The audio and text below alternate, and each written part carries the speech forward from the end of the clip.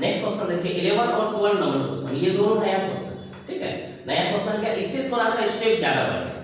Question पहले देखिए दोनों का क्या है।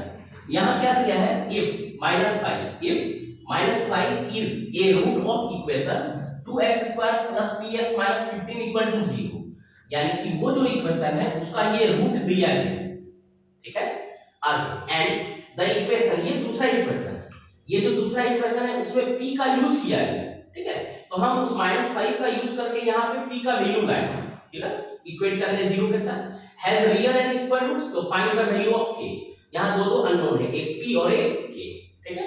इस क्वेश्चन में वही सेम सवाल, if 3 is the root of given equation, तो find the value of p so that equation इतना क्या दिया गया है, p के इक्वेशन यहाँ दिया गया है, ठीक है।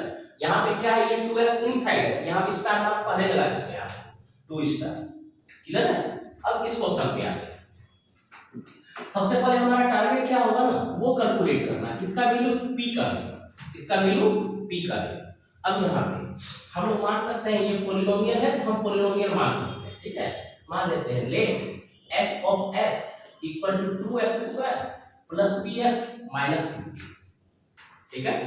अब वो हमको क्या दिया गया, रूट्स दिया गया, तो एक स्टेटमेंट लिख देते हैं क्या, since -5 is a root of किसका, f of x का, ये रूट किसका है, f of x का, ये स्टेटमेंट लिखे।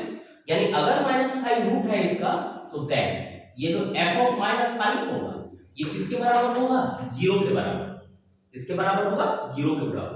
9th क्लास में पढ़े हैं फैक्टर थ्योरम और रिमाइंडर थ्योरम, ठीक है, इंप्लाइज है। अब जहां जहां x है वहां वैल्यू क्या पुट कर देगा, -5, तो ये है 2 x के बदले -5 का whole square plus p into -5, x का वैल्यू कितना है, -5, यानी p मल्टीप्लाई कितना, -5 और -15 किसके बराबर, 0 के बराबर, ठीक है।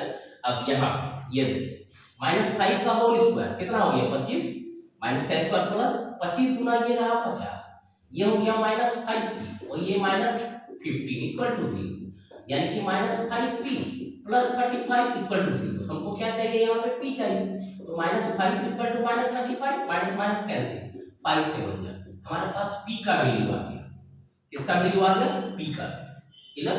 अब p का वैल्यू आया तब हम जाके अब यहाँ इक्वेशन पुट कर सकते हैं।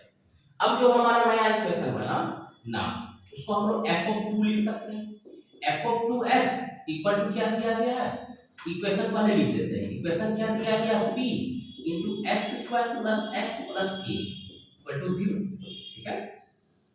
p का वैल्यू हो गया 7 into x² plus x plus k equal to 0, यानी ये हो गया 7x² plus 7x plus k equal to 0। यहां तक क्लियर है, ठीक है। यानी कि पहले हम क्या किए, p का वैल्यू लाए और अब जाके क्या किए, इक्वेशन लाए, क्या लाए, अब इक्वेशन, ठीक है। इसके लिए कह रहा है कि यहां find the value of k for given equation are real and equal.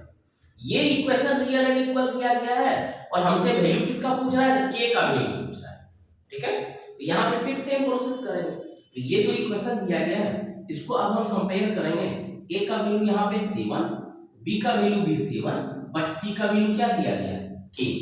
Calculate क्या करते हैं, tan d, तो tan d इक्वल टू हो जाएगा क्या, b² - 4ac, b² यानी 7 का whole square, 4 into 7 into k, 7 का होल स्क्वायर हो गया 49 और ये सच चुके 28 यानी 28k, ठीक।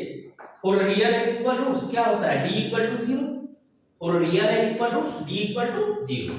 तो एक स्टेटमेंट यहां लिखेंगे, for real and equal roots we have d equal to 0, d equal to 0 यानी 49 माइनस 28k इक्वल टू 0, ठीक है।